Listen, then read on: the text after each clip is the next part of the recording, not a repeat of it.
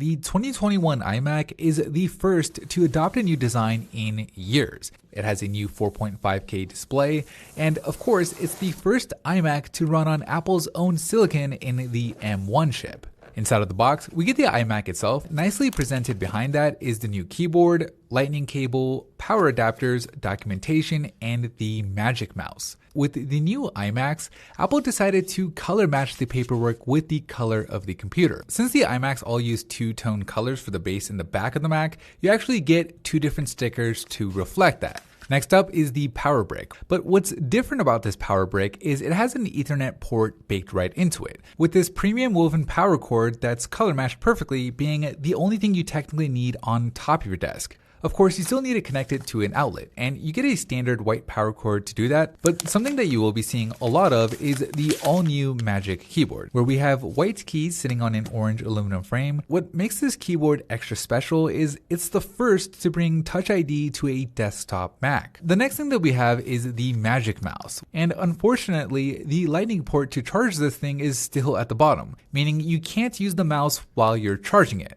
Now, the last accessory from the box is the Lightning to USB-C cable. This is what you'll use to charge both the keyboard and the mouse. Apple decided to color match it as well, with the same woven orange material as the power cord. But here it is, the all-new iMac itself, where we have a lot of layers of protective material to take off, including a sticker across the entire screen with that iconic hello text. Where you can see on the back of the iMac, you have a deep orange tone, while the base has a lighter, more coral orange, while on the front, you have a coral tone on that bottom bar with a white bezel going around that 24-inch screen. You've got 4 USB-C ports, 2 of which are Thunderbolt 4. There's the power input where the cord magnetically attaches through the hole in the base, and on the bottom right, there's a big power button that's placed conveniently to where you can easily reach it with your fingers from the front. This new iMac is only 11.5 millimeters thick. On the left side of the iMac, you have a headphone jack, you've got a couple of mics on the top edge, and underneath you have the speaker grills for that 6-speaker sound system. While I don't think it'll compete with like pro standalone speakers or headphones,